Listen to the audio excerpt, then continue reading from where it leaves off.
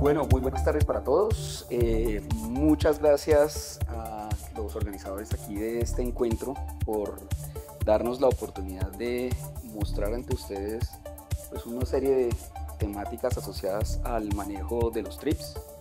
Por fortuna tengo la ventaja de ser el primero y abrir la jornada del día de hoy con un tema que está vinculado pues, a la propuesta de conferencia que traemos para el día de hoy, en una primera parte que pues está enfocada como a dar esos fundamentos importantes en el tema de biopesticidas enfocados en el control y manejo específicamente del TRIPS oriental de las flores, occidental de las flores, básicamente Frankliniana occidentalis, aunque obviamente aplica para otras especies.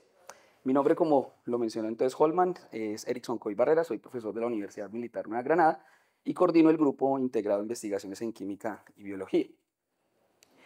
En el marco de esta charla, pues lo importante es primero presentarnos. Hoy venimos entonces con el profesor Daniel Rodríguez, él también es otro profesor de la Universidad Militar, y entre los dos grupos, él coordina el Laboratorio de Control Biológico. Estudiamos entonces principalmente formas de el manejo de los TRIPS en temas asociados a control etológico y poblacional, específicamente en el uso de semioquímicos y biopesticidas.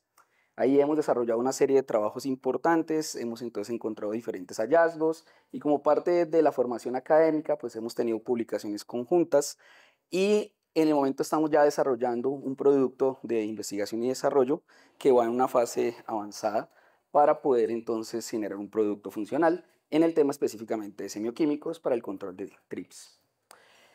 Nosotros pues como parte de investigación en la academia pues enfocamos todos nuestros esfuerzos a los hallazgos publicables y recientemente tuvimos entonces la oportunidad de generar un compendio de estrategias y tácticas actualizadas para el control del TRIPS occidental de las flores. En ese marco, los dos entonces pudimos encontrar dentro de una revisión de literatura muy bien detallada que el TRIPS pues, no es una plaga que se pueda controlar con una sola estrategia, ¿sí? Básicamente el control se enfoca en 6 pilares importantes que van desde el conocimiento general fundamental de la plaga, ¿sí? Donde es importante conocer el ciclo de vida, el comportamiento, la forma como se alimenta, el monitoreo, para poder entonces establecer muy bien esas estrategias. Si no hay ese conocimiento fundamental de la plaga, pues es muy poco posible que cualquier estrategia de control se pueda llevar a cabo. Otro escenario también importante es el control cultural. Ese control cultural pues debe entonces enfocar a prácticas principalmente enfocadas a saneamiento, rotación de cultivo, cultivos entonces trampa, que también es muy utilizado, por ejemplo, como la citronela, o otras estrategias también de cultivo, como por ejemplo el acolchado. En esas estrategias de control cultural es importante también entonces en su implementación para poder entonces encontrar pues, beneficios relacionados a ese control. Como tercer pilar está entonces el control químico, que básicamente es asociado a la aplicación de productos de diferentes orígenes.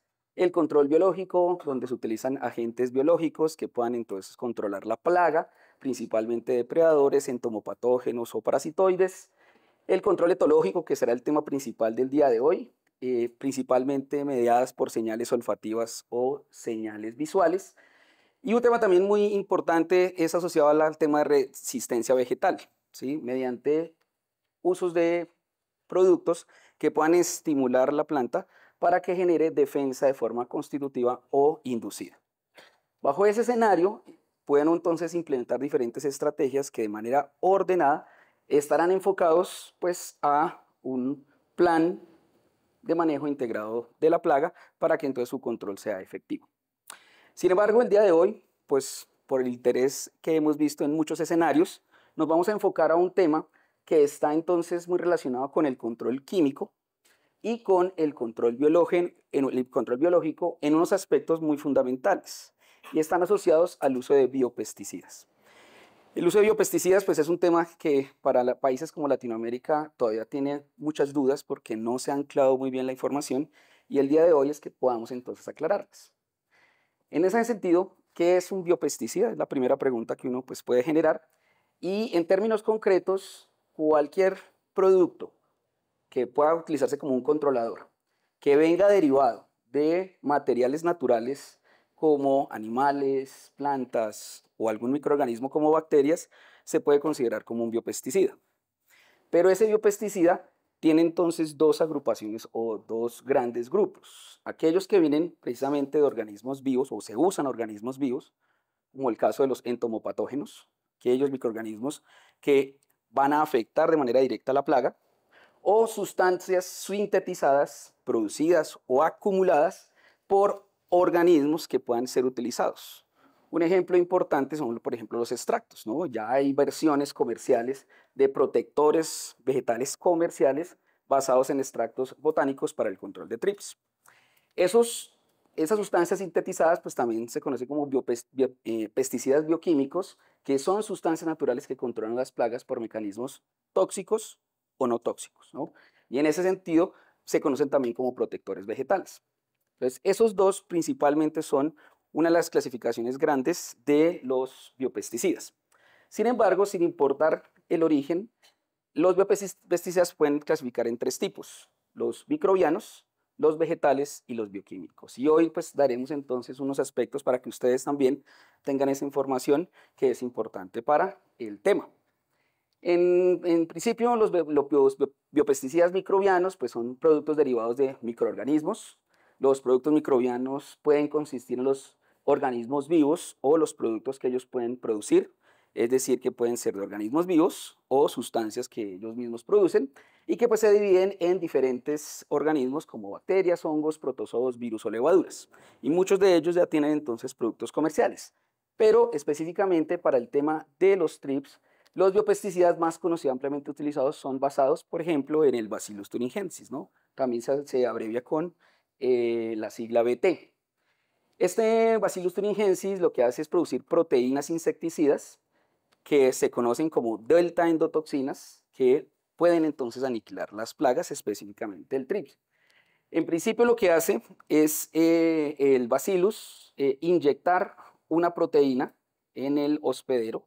Al momento entonces de que el insecto se alimenta, pues obviamente consume esa endotoxina y el insecto se muere, ¿no? Y es parte entonces de una práctica importante en el control de plagas. Entonces para el trips, por ejemplo, se ha visto casos en el maíz donde variedades que se han entonces inoculado con esa bacteria han generado entonces resistencia a través de la incorporación de esas delta endotoxinas, que son parte entonces de esa defensa inducida al organismo, ¿no? al hospedero vegetal. Otro caso también son los hongos, que tienen la capacidad de atacar y parasitar plagas de plantas bajo condiciones ambientales muy particulares. Dos de los biopesticidas fúngicos comerciales más comunes son Tricoderma y Boveria bassiana. Tricoderma tiene la capacidad de colonizar fácilmente las raíces de las plantas sin dañar pues, ese organismo, muchas veces mediado porque estimula la producción de metabolitos que son tóxicos para la plaga.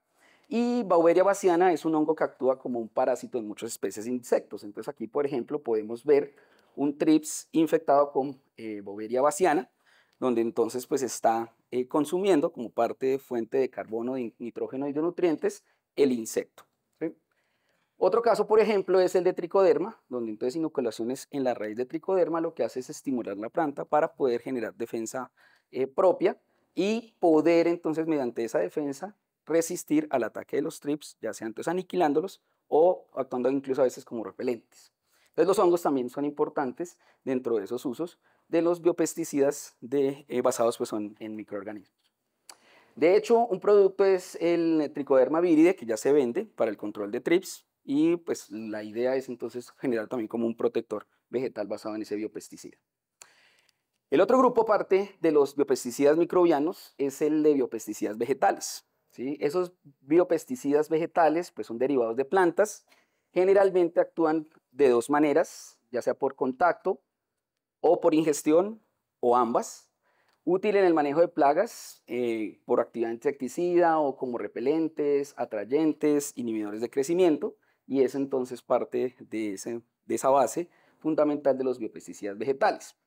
¿En qué basa el concepto de biopesticida vegetal? Pues la idea es encontrar dentro de la plétora de moléculas que puede producir una planta, aquellas entonces que puedan obviamente tener un efecto tóxico o no tóxico sobre los trips. En ese caso, entonces, se aprovechan las propiedades naturales de las plantas para defenderse y aquellos productos que sintetizan, pues son los que están presentes en esos productos que se obtienen entonces de las plantas. En un caso interesante, ¿cierto? Que incluso involucra defensa morfológica, es la acumulación de estos pequeños nanogotas de aceites que principalmente son ricos en terpenoides, que son pues, compuestos tóxicos, muchas veces repelentes y otras veces deterrentes. Y en esa acumulación esos compuestos están en contacto porque están generalmente en el finoplano de las plantas. Pero también la planta puede tener estas vellosidades que impiden el paso y entonces lo que ocurre es que hay una defensa dual innata de la planta porque lo que hace es generar una serie de barreras físicas para que el insecto no se pueda mover, pero aparte de eso está entonces expuesto constantemente a estos compuestos tóxicos.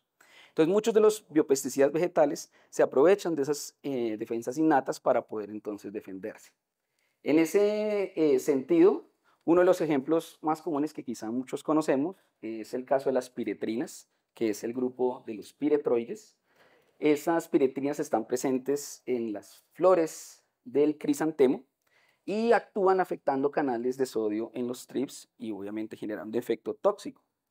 Ya hay entonces productos también comerciales basados en piretrinas del crisantemo y pues tienen muchos productos donde contienen este tipo de moléculas con diferentes variantes químicas que permiten entonces esa acción. Aquí les traigo un ejemplo de el efecto que tienen esas piretrinas en una población de trips, donde comparado con un control, vemos que entonces al aumentar la dosis de las piretrinas para dar ese contacto a los trips, pues la población se reduce significativamente a niveles entonces muy bajos. Entonces, pues funciona por ese efecto tóxico, pero también funciona porque puede entonces evitar la eclosión de los huevitos para generar pues, las larvas dentro del ciclo de vida. Entonces también hay un efecto dosis-respuesta donde uno puede ver que el control pues, es significativamente diferente a la concentración más alta, al 1% de extractos ricos en piretroides. Otro ejemplo también que ustedes quizá también han escuchado es la azadiractina, que es un de los grupos de los limonoides. Aquí está la estructura química de ese compuesto. Están presentes como insecticidas naturales en las hojas y frutos del árbol del nim, que es una planta introducida, pero que, por ejemplo, en la costa caribe es muy abundante. Actúan afectando los receptores de ecdisona y pues esa ecdisona lo que hace es regular la producción, el cambio larval y la metamorfosis en los insectos. Entonces lo que hace es retrasar mucho el ciclo biológico que permite entonces reducir poblaciones. Aquí vemos entonces el efecto de esa azadiractina en poblaciones de trips, en efectos tóxicos, donde entonces vemos que a unas 72 horas el porcentaje de individuos pues que obviamente están controlados pues llega casi al orden del 70%. Y por último, otro de los más comunes también es la rotenona y la degelina, que hacen parte del grupo de los rotenoides. Ahí están entonces las dos estructuras. Son insecticidas naturales presentes en hojas de unas fabáceas del género Loncocarpus y Tefrosia, y lo que hacen es afectar respiración celular, transporte de electrones. Pero esta rotenona también, o la degelina, pues tienen entonces también la ventaja que pueden actuar también como repelentes. Comparado, por ejemplo, con piretrinas y con otros insecticidas ya no naturales, sino la nicotina, por ejemplo, o la estamina, vemos entonces que la repelencia máxima que se puede observar, pues obviamente está muy marcada en la rotenona y en las piretrinas. Entonces, esos productos también tienen esa gran ventaja para incluirlos dentro de planes de manejo integrado. Pero esos biopesticidas, listo, vienen entonces de fuentes vegetales, pero ¿en qué forma están presentes o en qué forma, o cuál es su presentación? Entonces, una vez está entonces presente el candidato a tener esa condición de biopesticida vegetal, esa sustancia puede entonces estar presente en forma de extracto o en forma de aceite. En forma de extracto será entonces dependiendo del sistema de extracción que se utilice, como el sistema acuoso, hidroalcohólico o etanólico. Y en la forma de aceite será entonces el conocido como aceite esencial o el aceite pesado. Y ambos productos pues tienen apariencias distintas. Si hablamos entonces del extracto, también la forma de preparación tiene una significancia importante porque es la forma como voy a extraer y obtener aquellas sustancias que produce el producto botánico y que voy entonces a obtener dentro del biopesticida. Entonces está, por ejemplo, el caso de la fermentación, que entonces ya incluye una serie de microorganismos que permiten esa fermentación para luego obtener el extracto y poder entonces utilizarlo. Está también la decocción, que se obtiene entonces al hervir el material botánico para obtener entonces ese grupo de compuestos en un sistema acuoso o dependiendo entonces del sistema de extracción que se utilice. La infusión, que nosotros la conocemos mucho porque pues un té se prepara a través de una infusión y pues se utiliza con agua fría, pero luego entonces se calienta para poder dejar en maceración y extraer. Y la más común y la más simple es la maceración, que son entonces extractos que se preparan en agua fría, ¿no? Se ponen en contacto el material en el sistema extractor, agua, alcohol o una mezcla alcohol-agua para poder preparar ese extracto. En el caso de los aceites, entonces el aceite esencial es un aceite que tiene naturaleza volátil. Se prepara por un sistema que se conoce como el arrastre con vapor. Lo que hace entonces una columna de agua es entrar en contacto con el material vegetal y arrastrar los metabolitos que luego se condensan para obtener el aceite. Ese aceite entonces también tiene propiedades importantes para el control de plagas. Y el otro es el aceite pesado, que ya es de naturaleza no volátil y se prepara por extrusión, es decir, por compresión del material hasta que el aceite salga comprimido. Ambos materiales, ya sea extractos o aceites, se pueden entonces colocar en un vehículo. Muchas veces el vehículo puede ser un surfactante que entonces permite la homogenización en agua y se puede entonces aplicar en el cultivo para poder entonces hacer su uso de protector o controlador del insecto. Hay otra serie también de productos que quizá también ustedes han escuchado, bueno, aquí le hablábamos ahorita del NIM, pero también están, por ejemplo, la pimienta, el ajo, y pues una mezcla de ajo-ají es una de las más comunes, aunque su efecto, más allá de ser insecticida, es más repelente. Y también entonces brasicáceas, pues principalmente brócoli, rábanos, repollo y nabo, se pueden utilizar también como insecticidas, biopesticidas vegetales. Y por último están los biopesticidas bioquímicos, que ya pues no son ni organismos, no son microorganismos, tampoco son preparados provenientes de plantas, sino que son sustancias de origen natural, pero que su efecto se basa en mecanismo no tóxico y busca disminuir población. Esos pesticidas bioquímicos incluyen feromonas, que pueden ser sexuales o no, y lo que hacen es interferir en el comportamiento, y ahorita pues el profe Daniel ampliará un poco más ese tema, o estímulos olfativos, que son entonces principalmente compuestos presentes en los aceites esenciales, que pueden entonces atraer la plaga a trampas para poder entonces utilizarlo como biopesticida bioquímico.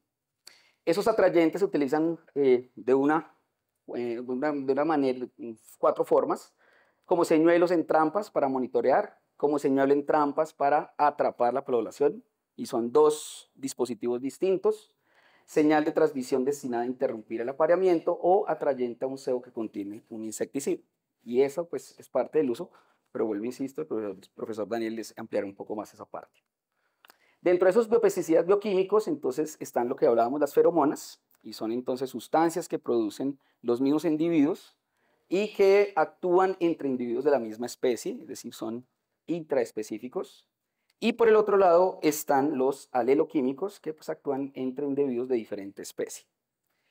Hay otros también biopesticidas bioquímicos, como los reguladores de crecimiento vegetal, de crecimiento de insectos, hormonas, extractos de aceites, enzimas, atrayentes y repelentes, y todos ellos hacen parte de ese mecanismo que alcanza a no ser tóxico. Ventajas de usar biopesticidas: son inherentemente menos tóxicos que los pesticidas convencionales, pueden afectar la plaga objetivo y los organismos estrechamente relacionados si el conocimiento está obviamente orientado a esa selectividad. Los biopesticidas a menudo son efectivos en cantidades muy pequeñas y a menudo se descomponen rápidamente, lo que resulta en exposiciones más bajas y evitando en gran medida los problemas de contaminación causados por los pesticidas convencionales. Cuando se usa en un componente en programas integrados, pueden disminuir en gran medida el uso de pesticidas convencionales, mientras que los rendimientos de los cultivos siguen siendo altos. Muchas veces son baratos, renovables, se pueden manejar de forma segura, y una de las condiciones más importantes es que es difícil, debido a que muchas veces son mezclas complejas, puedan entonces desarrollar los insectos resistencia a estos biopesticidas. Entonces, una gran ventaja también importante dentro del proceso. Sin embargo, también hay desventajas, y las desventajas de usar biopesticidas es que a veces tienen efecto lento, no es un efecto rápido, ¿sí? Y muchas veces, si por ejemplo no se puede utilizar como un plan de contingencia cuando las poblaciones son muy altas, porque el efecto es lento. También a veces falta persistencia y pueden tener entonces una actividad de amplio espectro si no se controla bien la selectividad. Pueden ser rápidamente degradados por la luz ultravioleta, por lo que la acción residual es muy lenta. La disponibilidad de productos de planta indica necesidades de almacenamiento a veces, entonces hay que tener también entonces un almacenamiento particular en el preparado ya generado. Muchas veces no están disponibles fácilmente y pues tienen mala solubilidad en agua, lo que quiere entonces que no sean de naturaleza sistémica y que pues obviamente tenga que generarse formulaciones. Y para usar biopesticidas de manera efectiva, los usuarios necesitan conocer mucho sobre la gestión de los trips. Esa es entonces una de las principales dificultades que uno encuentra cuando entonces asesora el escenario del uso de los biopesticidas. En cuanto a pesticidas de investigación, que también la ampliaremos un poco más adelante, es el tipo de pesticida funcional para el cultivo, la integración en planes de manejo integrado de plagas, los mecanismos detrás del biopesticida, si son entonces de un solo mecanismo o varios, si son sistémicos o no, la producción de esos biopesticidas y cómo mantenerlos en el tiempo.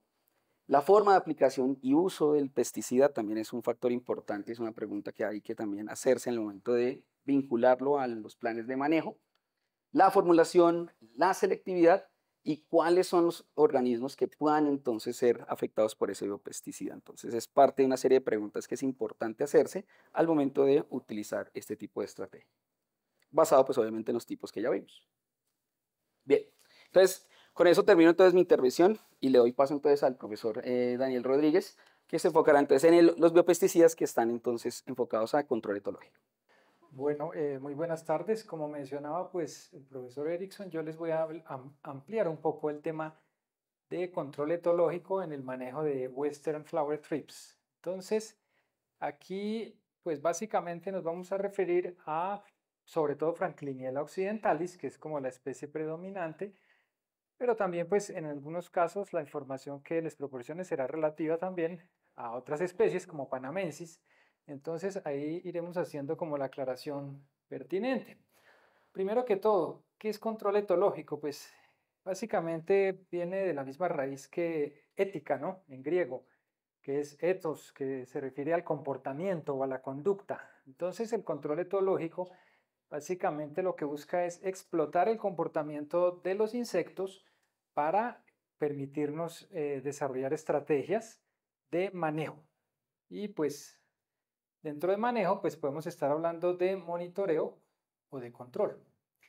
Ahora bien, en el caso por ejemplo de los TRIPS, ¿cuáles son entonces aquellos estímulos que generan una respuesta comportamental? ¿Cierto? Si queremos modificar el comportamiento, una primera pregunta obligada es, bueno, ¿y qué factores son los que inciden en el comportamiento de los TRIPS? Básicamente, a partir de lo que sabemos, hay dos tipos de estímulos principales.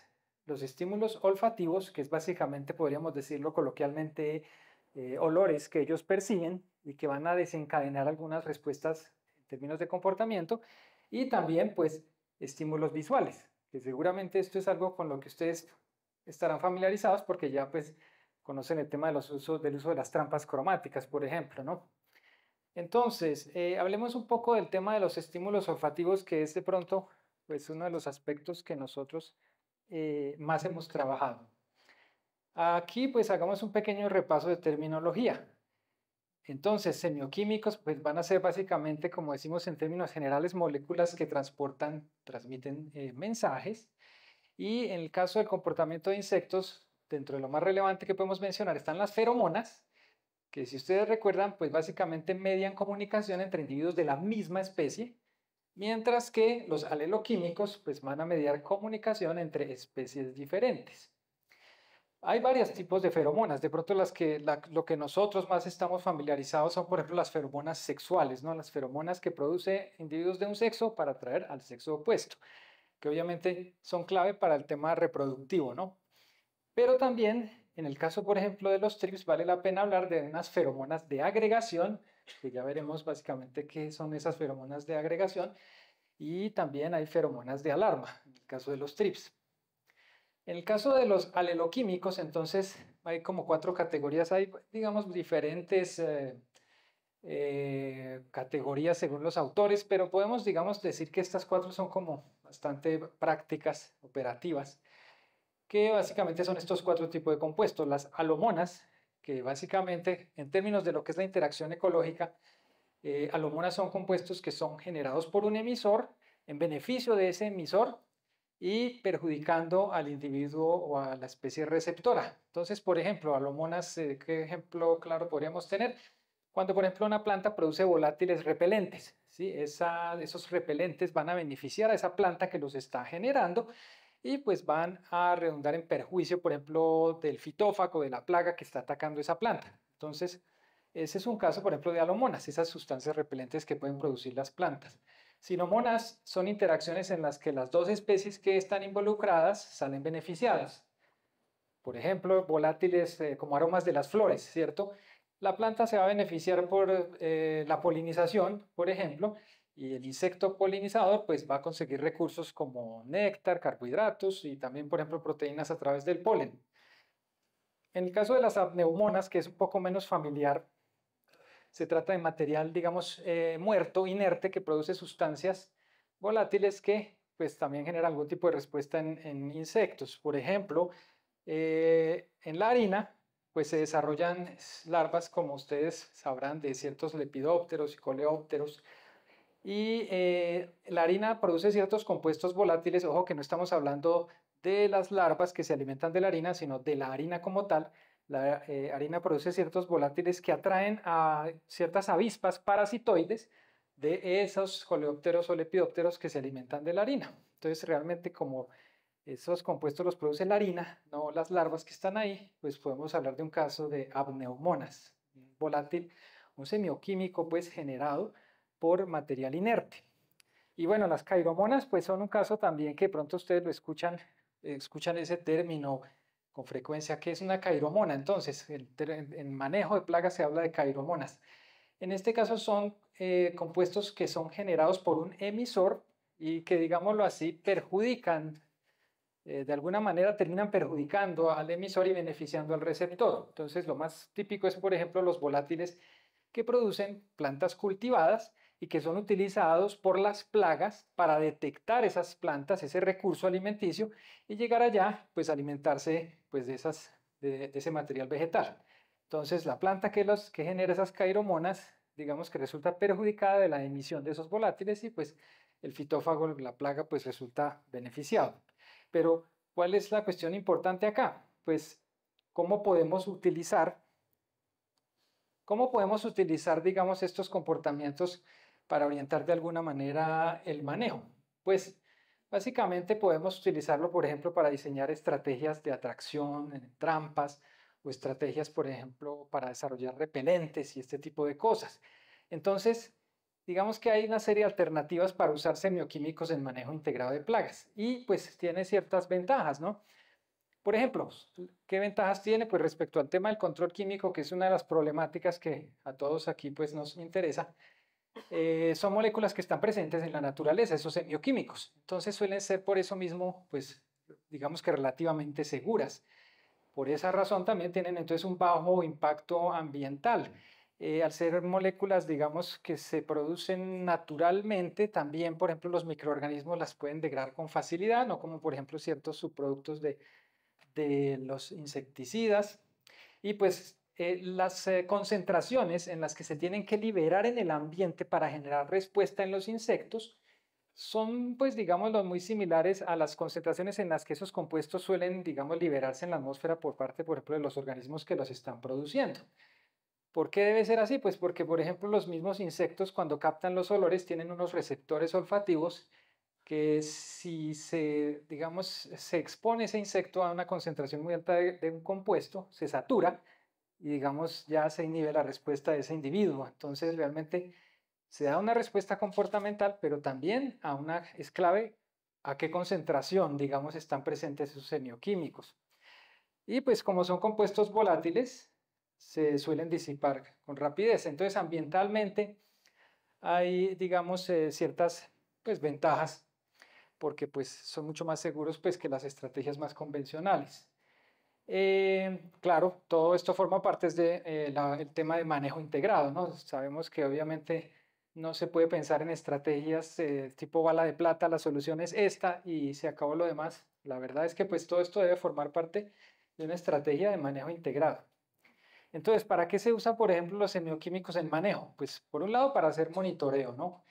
Detectar presencia de plagas tempranas, ¿no es cierto? Cuando las plagas están llegando al cultivo, por dónde están llegando al cultivo, para detectar si la población está creciendo o se está reduciendo, por ejemplo, en el tiempo, pero también para detectar si los insectos están activos, muy activos o no. Ahí, digamos, los métodos de trampeo, por ejemplo, con atrayentes o con trampas cromáticas, pues son lo que llaman métodos de estimación de población relativos, ¿no? No son absolutos.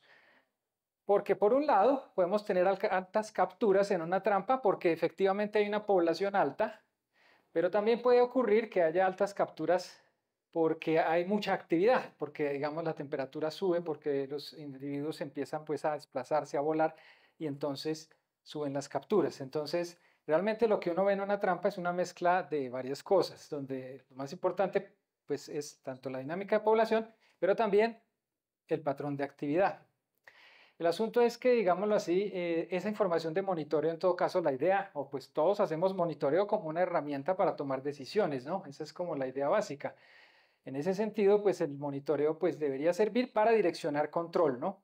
Por ejemplo, detectar niveles de población que implican hacer manejo o direccionar el manejo a focos que uno detecta, por ejemplo, con la presencia de mayores densidades de la plaga en las trampas.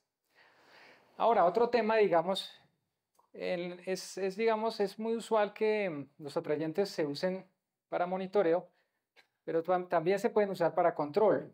El asunto es que el control, digamos, es una cuestión que es un poco no tan, es un poco más complejo porque yo puedo tener capturas en la trampa, claro, pero para que haya control, las capturas deben ser suficientemente importantes como para que yo remueva una proporción significativa de la población tal que pues efectivamente me permita reducir niveles de población y eventualmente, desde luego, reducir niveles de daño. Entonces, ahí surge una gran pregunta, porque uno puede decir, bueno, yo veo capturas en la trampa, claro, pero esas capturas realmente tienen un efecto significativo en la población, pues esa es una cosa que implica ensayos particulares para determinar si realmente eso está ocurriendo, ¿no? No es lo mismo demostrar que un atrayente captura más que una trampa sin atrayente, a demostrar que una trampa con atrayente realmente logra reducir el nivel de daño porque captura bastantes insectos. Entonces, digamos que esto en algunos casos es posible, en otros casos pues no es tan claro que haya un efecto contundente, digamos, de reducción de daño o de control. Ahora, también se pueden utilizar los semioquímicos en todo caso para complementar otras estrategias o mejorar la eficiencia. Por ejemplo, atraer a los insectos hacia las trampas, pero que esas trampas estén también sedadas con algún tipo de insecticida para que los controle. O, por ejemplo, atraer a los insectos a ciertos cultivos trampa y luego ejercer el control, por ejemplo, en esas áreas. O también lo vamos a ver, semioquímicos que generan incremento de actividad, por ejemplo, de los trips, Y claro, al salir ellos de sus sitios de refugio, de las flores, de los sitios donde están escondidos, pues quedan más expuestos a una estrategia de control como el químico, ¿no? Porque recuerden, aquí pues la idea no estamos diciendo que se va a poder, desde luego, no sé, sería utópico decir suprimir el control químico, pero se puede racionalizar su uso y mejorar, aumentar su eficiencia de manera que pues podamos mesurar el empleo, ¿no? También otra forma de controlar es, por ejemplo, no solo la remoción, digamos, por efecto de atracción, sino también la disrupción del apareamiento. Esto básicamente se ha utilizado en insectos, por ejemplo, lepidópteros, donde se liberan ciertas cantidades de feromona en el ambiente y pues el individuo, digamos, del otro sexo, pues necesita percibir el gradiente de olor para llegar, por ejemplo, el macho para identificar a la hembra. Y si en el ambiente hay mucha liberación de feromona, pues sucede que, digámoslo así, la señal ya no es clara. Entonces, él no percibe una dirección de donde viene el estímulo, no logra encontrar, por ejemplo, a la hembra, no hay apareamiento y pues esos individuos van a morir sin haberse podido reproducir. Y eso pues va a tener un efecto en la dinámica de población, desde luego. Entonces, a eso se le llama pues también un efecto de confusión. También pues las trampas de atrayente, la idea es que creen una competencia de atracción hacia el recurso, ¿no? O sea, lo que queremos es que los insectos, los trips, se vayan a la trampa y no pues a la planta, ¿no? Pero pues para eso, claro, hay que lograr una eficiencia competitiva donde realmente pues logremos que el trip se vaya a la trampa y no se vaya a la planta, lo cual pues es digamos el reto, porque si no pues realmente no va a ser efectiva como control. Entonces es una de las cosas que en investigación hay que resolver, por ejemplo, cuando se hacen esos ensayos de campo. Realmente la trampa es más atractiva, por ejemplo, que la planta. Otra estrategia de control que se puede utilizar es la que llaman push-pull, ¿no? Que es atraer, por ejemplo, los insectos hacia ciertos cultivos en la periferia o plantas, digamos, trampa en la periferia y colocar, por ejemplo, trampas con repelente al interior del cultivo. Entonces, combinar los efectos de atracción y repelencia, pues es otra forma, digamos, de aprovechar el control etológico. Y en esas zonas donde se logra atraer a la plaga, pues después se hace el control químico o, por ejemplo, se verifica en algunos casos esas plantas también son atractivas para enemigos naturales que van entonces a tener algún efecto allí. Entonces, las estrategias push-pull también forman parte de lo que es control etológico, no solo el tema, por ejemplo, de las trampas. Bueno, digamos que algo que está claro, como les decía, es que los trips responden a los estímulos pues, volátiles, a los olores que ellos perciben.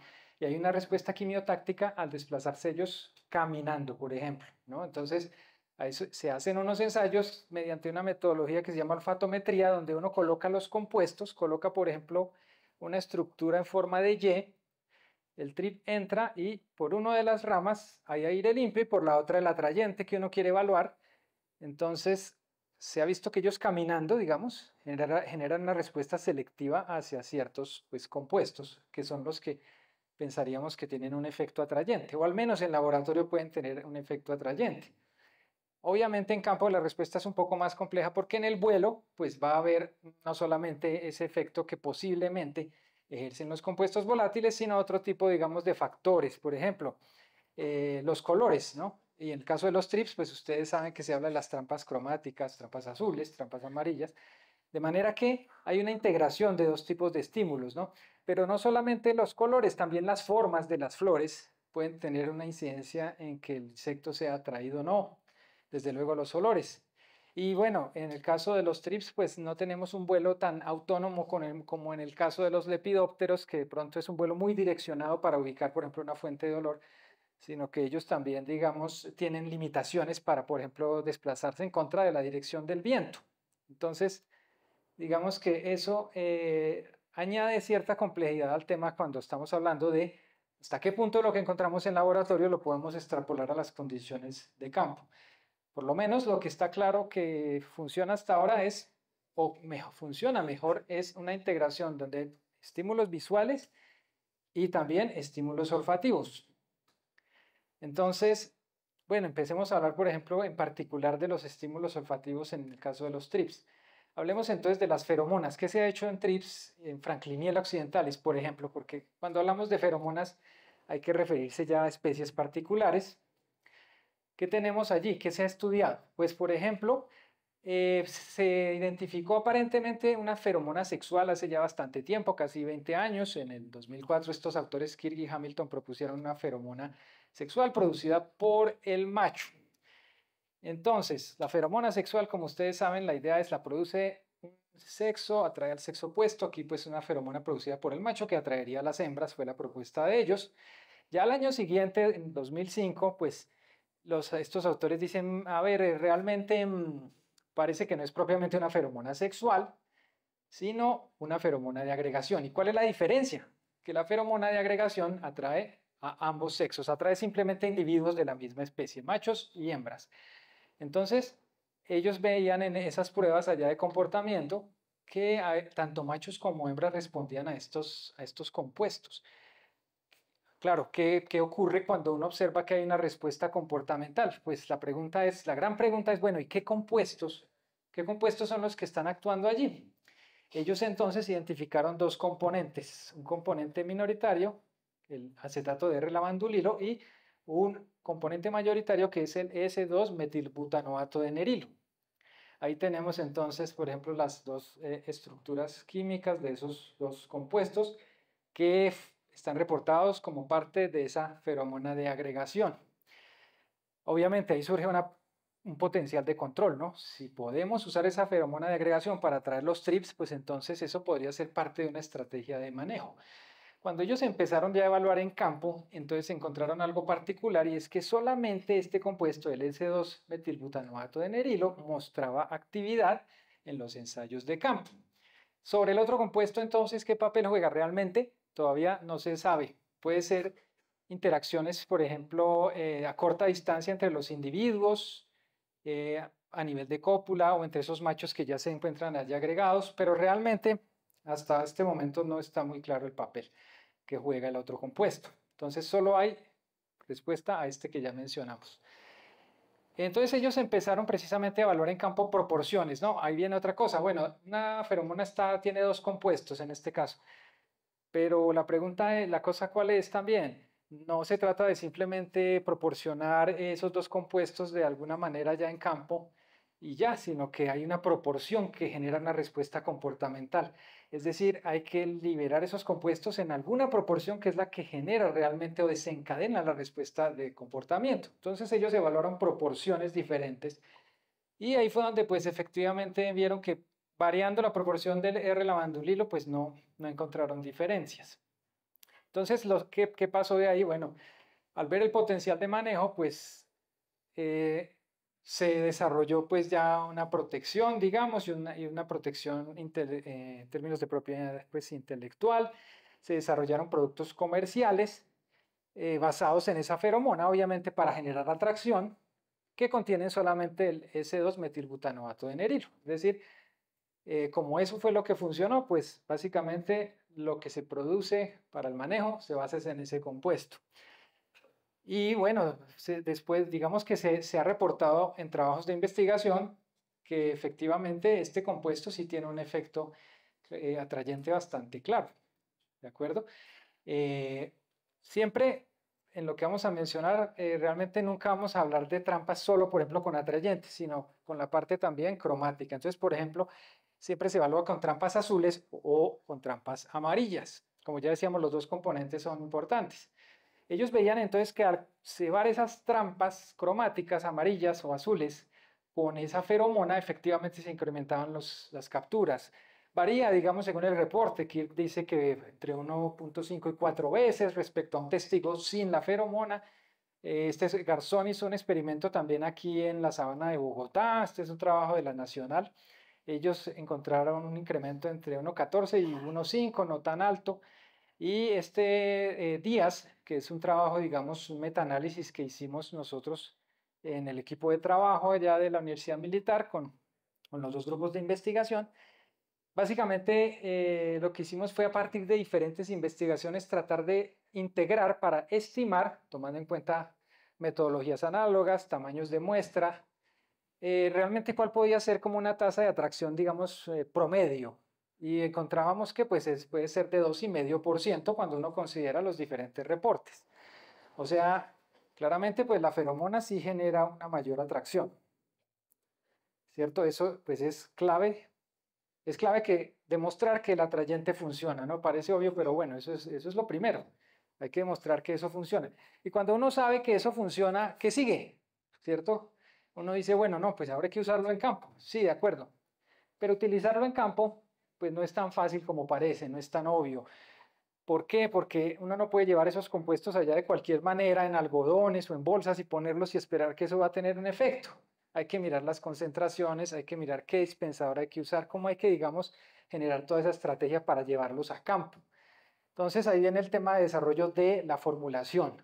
Entonces es como un producto químico, ¿no? Uno igual sabe que una molécula funciona, pero ¿y qué coadyuvantes necesita? ¿Y qué surfactante? ¿Y será que el UV lo daña o no lo daña? Entonces aquí, por ejemplo, hay que diseñar un dispensador. Un compuesto, un semioquímico necesita un dispensador para liberarse en campo. Y ese dispensador debe cumplir una serie de criterios. Ideal, pues, que la liberación sea lenta, ¿no? Porque, pues, sabemos todos que no vamos a estar cambiando dispensadores allá cada tercer día, ¿no? La idea es que sea una cosa eficiente en términos de costos y de mano de obra, por ejemplo. Puede ser que algunos de estos compuestos, por ejemplo, al exponerlos al sol, se degraden. Entonces, hay que ver si, por ejemplo, requieren filtros que los protejan de la radiación UV, o puede ser que se oxiden también, entonces también van a tener que, digamos, proporcionarse allá algunos tipos otros de compuestos que van básicamente a proteger ese ingrediente activo. Eso toca pues averiguarlo. La cantidad también, ¿no es cierto? Decíamos, mucho puede saturar los receptores del insecto, muy poco pues no genera respuesta, entonces ¿qué cantidad debemos liberar? Pues hay que empezar, hay que hacer ensayos de campo para saber cuál es la cantidad adecuada que desencadena la respuesta comportamental. Desde luego, tiene que ser un protocolo reproducible, industrializable, ¿no? Y pues sobre el tema, digamos, de la tasa de liberación, realmente pues los dispensadores, la gran mayoría de los que se usan, pues, y son económicamente viables, pues tienen una tasa que sí cambia en el tiempo, una tasa de liberación que cambia en el tiempo y también según el clima. ¿Por qué? O las condiciones ambientales. Si hace mucho calor, el problema es que el dispensador va a liberar el compuesto más rápido, se va, digamos, a volatilizar de pronto en un tiempo más corto y entonces va a tener menor vida útil. Aquí entonces, ¿para qué es esta gráfica? Es para mostrarles el tema de una, digamos, una curva de liberación típica de un dispensador, de dispensadores en general que se usan para manejo, para atracción de insectos. Ustedes ven que eso arranca pues en alguna concentración y al tiempo, a medida que pasan las semanas, se va perdiendo pues el compuesto. Aquí, por ejemplo, en este caso hablamos de que a las 5 semanas, 6 semanas ya, por ejemplo, la liberación puede ser, digamos, en una concentración muy baja y la respuesta comportamental del insecto es demasiado débil. Y en esa parte del final de la curva, pues ocurre que sí, hay liberación, hay compuesto de pronto ya en el dispensador, pero en una concentración tan baja que aunque se libera, esa cantidad que se está liberando, pues no alcanza a generar una respuesta de atracción, por ejemplo, en los TRIPS. Entonces vamos a ver que, por ejemplo, en los productos que hay para manejo etológico, realmente hay que estar cambiando esos dispensadores periódicamente, más o menos cada 5 o 6 semanas. Y bueno, esos dispensadores básicamente, ¿cómo son? ¿Qué consisten? Generalmente son un material sólido. Bueno, hay también, digamos, formulaciones líquidas donde viene un frasco, viene un dispositivo, digamos, que absorbe y genera liberación, pero en el caso de los TRIPS, realmente son de matriz sólida, o sea, básicamente algún material en donde esperamos que haya absorción del compuesto atrayente y pues se vaya liberando entonces lentamente. Y pues claro, ahí eso va a depender de la interacción que tiene la molécula atrayente con la matriz de ese septo o de ese material sólido. ¿Qué se suele usar? Pues de pronto ustedes lo han visto, ¿no? Para lepidópteros, por ejemplo, se usan mucho los septos de caucho, ¿sí? Los sachets también se utilizan en algunos dispensadores y bueno, por ejemplo, este otro es de reservorio, que es el que les decía es ya líquido. Pero no cualquier dispensador sirve para cualquier compuesto, ¿sí? Esa es una de las situaciones que ocurre. Hay dispensadores que pueden ser muy buenos en el caso, por ejemplo, de lepidópteros, como estos septos de caucho, pero de pronto en el caso de las moléculas de feromona de los trips puede que no funcione. Entonces, una pregunta clave es: ¿y qué dispensador hay que usar?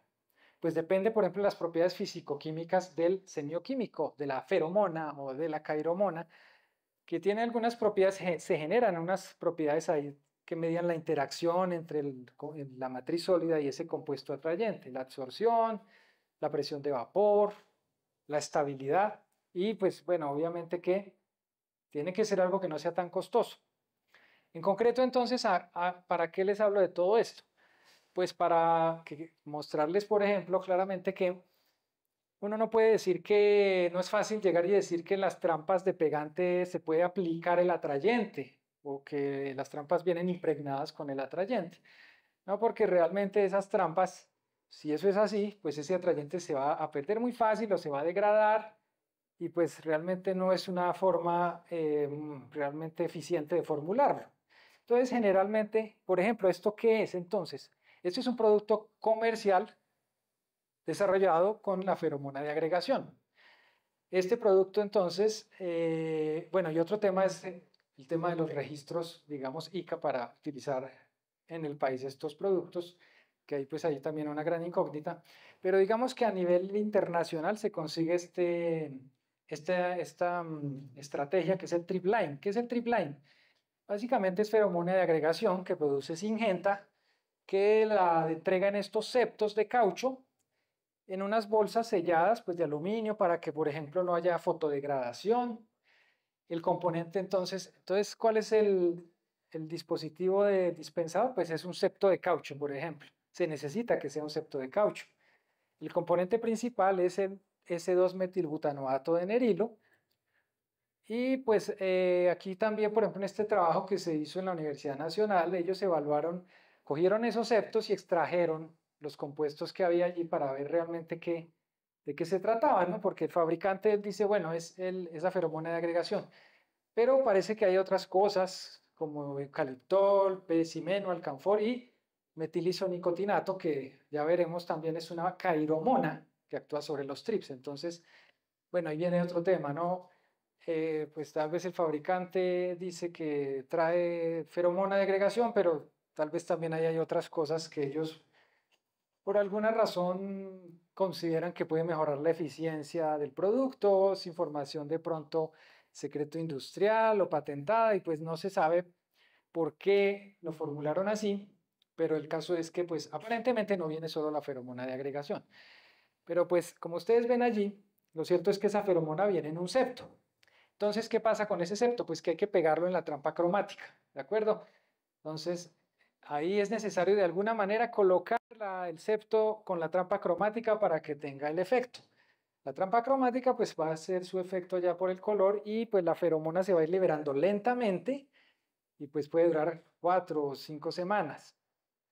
Y ellos lo venden pues por unos empaques que vienen de 10 septos. Y bueno, ellos para qué dicen que sirve, por ejemplo, ¿no? Como fabricante, ¿fabricante qué dice? Pues dice que sirve para monitoreo, para detección temprana, que pues es compatible con estrategias biológicas. ¿Y esto por qué, digamos, es importante? Porque a veces hay compuestos que también pueden atraer enemigos naturales y entonces van a remover enemigos naturales y ese es un efecto colateral no deseable. Entonces es importante pues esta aclaración. Ellos recomiendan ubicarlos en 50 centímetros por encima pues del dosel, o sea que hay que ir subiendo las trampas, por ejemplo, a medida que las plantas crecen. Y como les decía, reemplazos, pues por ejemplo aquí en este caso es entre 3 y 4 semanas, un poco más corto. Dosis o pues como recomendación por unidad de área para monitoreo una trampa cada 100 metros cuadrados. Eh, Ellos también recomiendan de pronto utilizarla como complemento al control químico, que es básicamente colocar, esto es algo interesante, colocar esos septos, esas trampas allá en el cultivo para que generen movimiento y actividad de los trips y al cabo de una hora se remueven las trampas y se hace la aplicación de control químico. ¿Cuál es la ventaja? Pues la ventaja es que la feromona ya ha hecho que los individuos, los trips salgan allá, por ejemplo, de los sitios donde están resguardados y estén más expuestos entonces a la actividad pues, del insecticida. Entonces, bueno, ¿y qué hay sobre eso sobre monitoreo, no? Y sobre control, por ejemplo, ¿qué se dice? Estos autores aquí, Samson y Kirk, evaluaron en 2013 esa feromona para tema ya de control con trampas azules. Aquí viene el tema que les decía, no es solo que capture, sino que reduzca el daño, por ejemplo, o la población. Según lo que ellos dicen, y esto fue en cultivo semiprotegido, hubo una reducción del 73% de Frankliniella occidentalis en las flores y una reducción a daño en fruto del 68%. Ellos, de acuerdo a su análisis económico en sus condiciones particulares, dicen que son costo efectivas en cultivos de alto valor económico. Esa es una aclaración importante, ¿no? Es decir, la estrategia, pues no podemos pensar realmente en este momento, no es viable pensar que estas estrategias son más económicas, por ejemplo, que el control químico. Algunos estudios, como también el de Garzón, que fue en la sabana de Bogotá, reportaban que más o menos el costo era similar. Pero pues obviamente viene el tema de que nos van a ayudar a reducir aplicaciones, a hacer un manejo mucho más racional, a cumplir con estándares internacionales en cuanto a residualidad de productos que deben haber en la flor, que pues es algo que se irá volviendo cada vez más perentorio. Bueno, y también hay un reporte, por ejemplo, en BIT a libre exposición, de que también, sin dar datos muy cuantitativos, pero que sí permitió una reducción importante del daño. O sea que esa feromona de agregación pues parece que no solo sirve para monitoreo, sino también efectivamente para control. Pero también hay una feromona, se ha identificado en los trips, una feromona de alarma.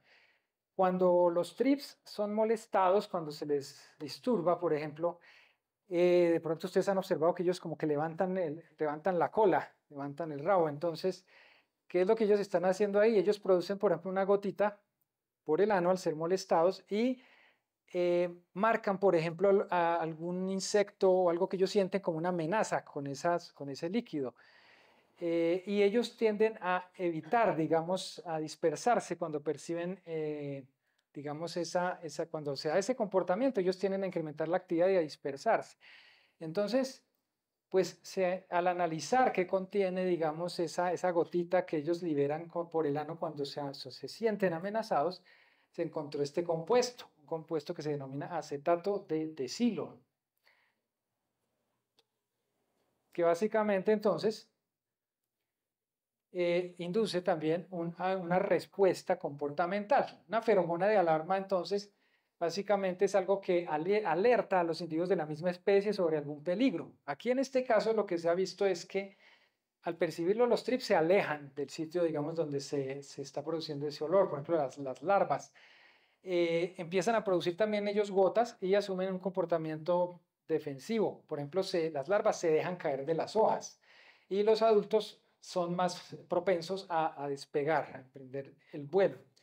También se ha visto que en un medio donde hay de este compuesto, pues las hembras ovipositan menos.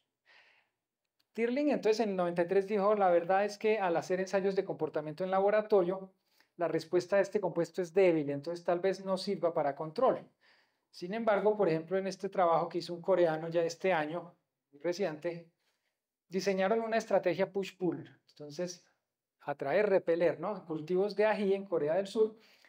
Y ellos básicamente lo que hacían era colocar como unos empastes de la feromona de alarma en la periferia del invernadero para pues tratar de disuadir a los trips de entrar, y usaron trampas con feromona de agregación al interior del invernadero para que una vez que hay individuos adentro capturarlos masivamente. Entonces el efecto al interior del cultivo es de atracción y en la periferia pues la idea era generar digamos una disuasión de la entrada con la feromona de alarma.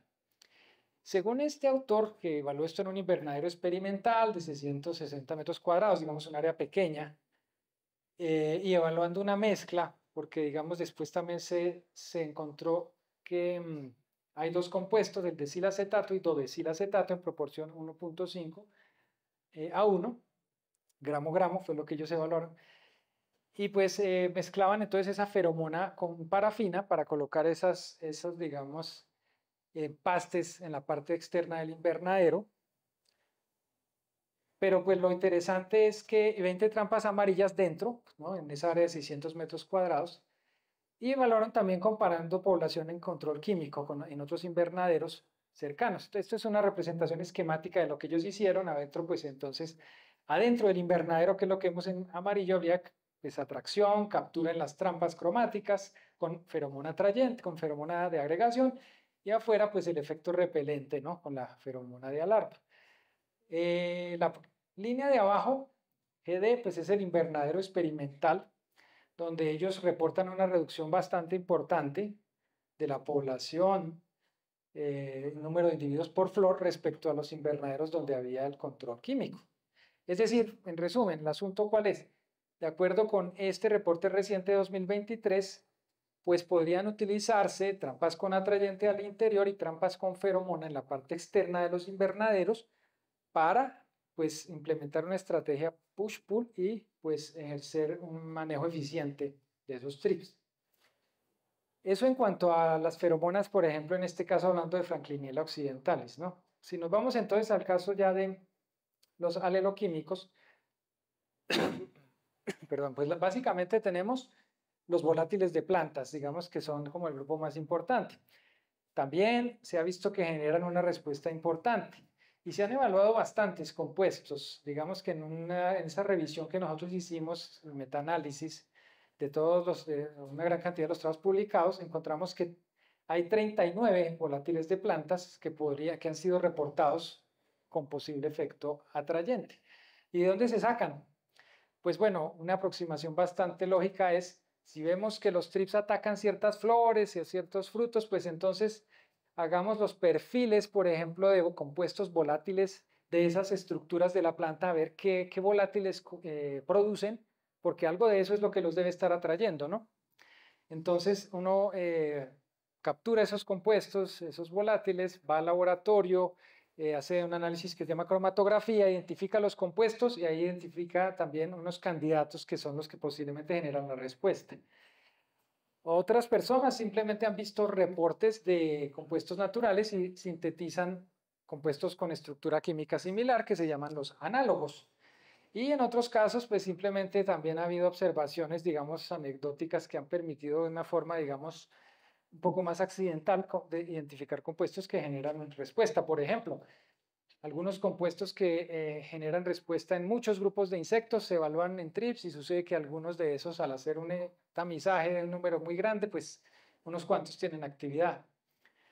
Aquí entonces este es el metaanálisis que les comentaba que nosotros hicimos allá en la Universidad Militar, el grupo de control biológico, el grupo Inquibio y con un grupo también de aromas de la Universidad Nacional. Y bueno, ¿qué es lo que qué es lo importante acá? Pues esta es una lista de toda la cantidad de semioquímicos, pues de volátiles de plantas que se han evaluado con posible efecto atrayente sobre los TRIPS. Pero ustedes verán ahí en la columna, la penúltima columna, hay una T, está el número de estudios que se han desarrollado en cada compuesto. Entonces muchos tienen solo un trabajo, pero miren que hay algunos con 8 trabajos, por ejemplo, etilnicotinato, por ejemplo, miren el metilisonicotinато también, por ejemplo, peanisaldehído. Entonces hay algunos que han sido más, digamos, han despertado más atención y también, pues, por lo visto, una respuesta importante, sobresalen por la respuesta que han generado. Entonces, hablemos un poco de esos, por ejemplo, de esos que son como los más importantes. Químicamente, pues la mayoría son derivados de benceno y piridina en cuanto a pues, la estructura. El más estudiado es el isonicotinato de metilo. Como hablamos de cairomonas, esos son compuestos que producen las plantas y que atraen a los insectos que se alimentan de ellas. Entonces no son tan específicos como una feromona sexual, ¿no? En la feromona de por sí lo que se busca es atraer solo a individuos de la especie particular. En el caso de la cairomona no suele ser tan específica porque pues diferentes especies de insectos pueden alimentarse de la misma planta. Entonces este compuesto, por ejemplo, se ha visto que es activo sobre 12 especies de trips. Este autor Teulon pues ha sido uno de los que ha trabajado bastante con estos compuestos. Y hay también un desarrollo comercial, digamos, disponible a nivel internacional, ¿sí? Que es el Lurem-TR. Es un atrayente comercial. Algunos reportes, aunque pues pueden tener un sesgo porque digamos hay temas comerciales detrás, reportan capturas 14 veces superiores al testigo. Eh, y hay algo interesante que les comparto aquí de estos trabajos de Teulon, que es uno de los autores que más ha trabajado, y Kirk, también es una autoridad en el tema. Y estos reportes no son muy viejos, del 2017 y 2023. Y miren lo que ellos dicen ahí, que ellos sí han recibido reportes de que las trampas de color cargadas con el Luren, pues sí han sido efectivas para, digamos, trampeo, captura masiva, para control en invernaderos de varios cultivos, por ejemplo, como rosas, también, pues, ajíes, pimienta dulce. Pero miren lo que ellos dicen ahí. No hay ninguna evidencia experimental o ningún ensayo riguroso que soporte esos resultados. Entonces, pues es lo que les decía. Digamos que una cosa es decir, el atrayente funciona porque permite más capturas y otra muy diferente, es decir, hay una evidencia clara de que se reduce el daño o se reduce la población. Y aquí los mismos investigadores que más han trabajado en el tema están diciendo no nos podemos comprometer a decir que hay una evidencia rigurosa de que esto sirve para el control. Nosotros en ese metaanálisis que realizamos entonces evaluamos el efecto del metilisonicotinато con un forest plot. Básicamente aquí lo que se hace es ponderar diferentes trabajos que se han hecho. Aquí por ejemplo hay 27 estudios donde evaluaron ese metilisonicotinато y nosotros de acuerdo al tamaño de muestra y los valores que ellos tuvieron de efectividad pues hacemos como una estimación general. Y vemos que pues no tanto como 14 veces, como de pronto ellos reportan algún trabajo, pero al menos sí 5 veces más capturas puede uno obtener respecto a un testigo, ¿de acuerdo? O sea que de todas maneras, claramente sí funciona para una mayor captura. Aquí viene otro tema y es otra vez lo mismo, la formulación. ¿Cómo se formula este atrayente? Este viene en sachets, ¿de acuerdo? Entonces la matriz sólida es, por ejemplo, un fieltro acrílico que viene al interior de una bolsa, que puede ser de polietileno, en donde está pues el atrayente y una de las caras de esa superficie viene perforada, por ejemplo, para liberar el compuesto. Entonces, el que vemos abajo a la izquierda es como el más parecido al comercial. Aquí también evaluaron, por ejemplo, estos como tapones aquí, estos de algodón, estos comprimidos de algodón, que obviamente pierden muy rápido el compuesto. Y pues ellos desarrollaron básicamente entonces este producto, un sachet donde viene entonces el fieltro acrílico, viene pues con un aluminio que protege la cara permeable por donde se libera el compuesto. Hay que colocarlo de esa manera, lo desarrolló como ustedes ven, pues quien lo produce es Copper, ¿no? Y se debe colocar también junto a la trampa cromática, otra vez, ¿no? Una cosa es el atrayente semioquímico y otra pues el efecto del color. Eso no, uno no puede untar el semioquímico en la trampa, eso no es cierto. Uno necesita colocar el dispensador del semioquímico junto con la trampa cromática. Y pues aquí están dos presentaciones comerciales que ellos manejan, por ejemplo, allá el sachet. Esta es una más reciente que yo estuve viendo hace pocos días que no lo hemos como manipulado para saber exactamente qué consiste.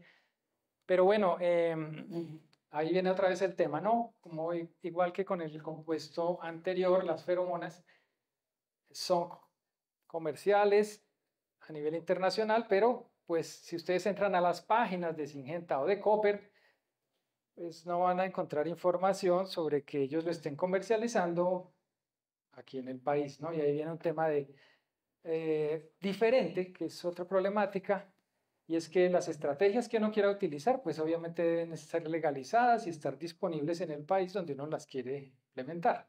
Ahí, por ejemplo, puede haber un trabajo importante que hacer. ¿Para qué se usa entonces el LUREM-TR? Lo recomiendan los mismos desarrolladores para monitoreo. Ya dijimos que monitoreo en general pues no va a tener problema. Para obviamente mejorar las capturas en trampas cromáticas, vimos digamos, por área, digamos, el número de trampas similar al caso anterior, 1 por 100 metros cuadrados. Reemplazo a los 42 días, o sea, pues 6 semanas, un poco más de duración. Se recomienda ubicarlas 30 centímetros sobre el dosel, el anterior era 50, pero pues más o menos un criterio parecido. Y cada, digamos, la presentación es también en una bolsa metalizada con 20 dispensadores, cada uno contiene 2.5 mililitros de esa mezcla, digamos, con la formulación. O sea, hay un compuesto, hay una estrategia que ya es disponible comercialmente basada en la feromona de agregación, hay otra estrategia basada en esta cairomona, pero disponible comercialmente, pues, a nivel internacional, ¿no? Y pues, bueno, ahí es importante que pues las firmas que lo están produciendo pues lo permitan hacer viable tenerlo aquí disponible pues con los permisos, los correspondientes registros ante el ICA, ¿no? Bueno, otro compuesto que estaba reportado ayer, el peanisaldehído. También en aquí pues vimos, hay 10 estudios que respaldan, digamos, la efectividad de este producto. Según el metaanálisis que hicimos, vimos que podría traer más o menos el triple que un testigo cromático simplemente sin atrayente. Este producto, pues sí se consigue comercialmente acá, ¿sí? Digamos, si tiene un registro ICA, si ustedes lo buscan, pues sí hay un fabricante que lo vende y se llama Triblur y August, pues es el fabricante. Se recomienda para monitoreo. El ingrediente activo es pues el peanisaldehído, que estamos diciendo también es atractivo para monitoreo, ¿cierto? Sobre control, pues nuevamente, como en el caso anterior, pues no hay unos estudios tan contundentes que muestren una efectividad pues en términos de control. Ellos recomiendan 100 señuelos por hectárea y pues viene muy parecido, 10 sachets, digamos, en una bolsa metalizada para evitar la degradación. E igual, lo mismo, hay que colocar el sachet junto con la trampa cromática. Para que funcionen las trampas con atrayentes siempre va a tener que haber el dispensador aparte de la trampa cromática. Entonces, hay 3 alternativas por lo menos que están disponibles comercialmente, ¿no? Pero 2, pues aquí en el país no. Les cuento rápidamente sobre lo que estamos haciendo en la universidad, pues en términos, digamos, de las perspectivas del tema. Pues nosotros somos de los que hemos creído que uno a partir de los hospederos puede identificar compuestos atrayentes, ¿no? Y uno de los hospederos pues son las rosas, así que nosotros empezamos a identificar variedades de rosa que fueran más atrayentes para los trips y pues dijimos, bueno, esas rosas deben tener algún volátil que atrae a los trips, hagamos los perfiles cromatográficos a ver qué contienen esas rosas. Este es un trabajo, por ejemplo, que hicimos para identificar esa respuesta diferencial. Aquí ustedes pueden ver entonces, por ejemplo, que Freedom, por ejemplo, es una variedad que tiene una atracción significativamente mayor respecto a las otras variedades, no tan espectacular, pero sí hay cierto efecto. Entonces, ¿qué hacemos nosotros? Empezamos a identificar qué compuestos hay ahí, por ejemplo, en una variedad atrayente, y empezamos a evaluarlos en olfatometría, evaluar cada compuesto a ver si genera respuesta comportamental. Ahí vienen entonces los ensayos estos de olfatometría, y nosotros miramos qué proporción de los trips se van para cada compuesto y diferentes concentraciones, porque obviamente, como les decía, concentraciones muy bajas no tienen respuesta, muy altas pueden saturar también el sistema receptor. Entonces, acá, por ejemplo, en donde están los asteriscos, en esas barras altas, tenemos algunos compuestos, arriba está el nombre del compuesto, y ustedes ven en algunas barras con asteriscos hay unas respuestas que son significativamente superiores al testigo sin el atrayente. O sea, hay compuestos acá que sí están generando una respuesta comportamental de los trips, sí están atrayendo a esos trips. Obviamente, después de esto dijimos, bueno, y en campo, ¿qué pasará? ¿Será que esos compuestos, esa respuesta en laboratorio correlaciona con una respuesta en campo? Aquí tenemos también entonces un control absoluto, trampa cromática sin atrayente y una trampa cromática con metilisonicotinато, que es el comercial. Entonces observen que la trampa cromática y la trampa con metilisonicotinато tuvieron estas capturas. Y algo interesante es que en las trampas cebadas con algunos de los compuestos nuevos pudimos obtener pues unos mayores niveles de captura que con esas otras estrategias, solo trampa cromática o incluso la trampa cromática con un compuesto ya estudiado como el metilisonicotinато. Es decir, la búsqueda de otros compuestos sigue siendo algo promisorio. Claro, nosotros tenemos que trabajar todavía mucho en el tema de formulación, de cuál es el dispensador adecuado, pero parece que en esos compuestos de las rosas sí hay algunos que pueden funcionar mejor que algunos ya disponibles para atraer y capturar a los TRIPS. Y esto simplemente es para mostrarles, también hemos estado estudiando en cuanto al tema de los estímulos visuales, los espectros de la luz reflejada por los pétalos, por ejemplo, de las rosas, porque hemos visto que la micro y nanoestructura de la superficie de esos pétalos tiene que ver con la forma como los TRIPS pueden estar percibiendo pues esa, digamos, esa radiación reflejada en el espectro visible o en el UV, por ejemplo, y pues eso podía mejorar el diseño de la trampa también cromática, porque de pronto no es solamente que sea azul o amarilla, sino que cierta microestructura de la superficie podría generar patrones de reflexión, por ejemplo, de algunas longitudes de onda, similares a las que generan los pétalos, la superficie de los pétalos, y esa podría ser otra forma de mejorar la captura, pero obviamente pues esto sí es todavía está muy en etapa experimental. Perspectivas, pues cantidades, hay que desarrollar semioquímicos que sirvan para atraer también a los enemigos naturales. Interferencia de apareamiento en TRIPS, pues realmente no se ha hecho nada. También puede haber estrategias de atraer, pero también no solo hacer control químico, sino buscar, por ejemplo, controladores biológicos, microorganismos que, digamos, puedan infectar esos individuos que llegan allá por el efecto de atracción. Hay muchos repelentes que se han estudiado en olfatometría y en laboratorio tienen efecto, pero no se han evaluado en campo. Y con esos repelentes y algunos de los atrayentes como cairomonas se podrían diseñar estrategias push-pull. Vimos una, pero basada en feromona de agregación y de alarma. Con los compuestos derivados de las plantas no se ha estudiado push-pull. Y desde luego, pues, efectos diferentes como deterrencia que también pueden estar generando algunos de estos compuestos y que en laboratorio se ha observado. Desde luego, pues también hay otras perspectivas a nivel pues, de mejoramiento genético, en busca de producción de sustancias defensivas, por ejemplo. Y un tema que pues, también estamos explorando hasta ahora es elicitación, que consiste en evaluar si es posible inducir la producción de sustancias de defensa en las plantas al hacer ciertos tratamientos para que ellas cuando llegue el ataque de los TRIPS ya tengan, digamos, fortalecido de alguna manera su sistema de defensa y puedan responder, digamos, a ese ataque. También pues en el tema de manejo de focos con cultivos trampa pues no se ha hecho realmente investigación.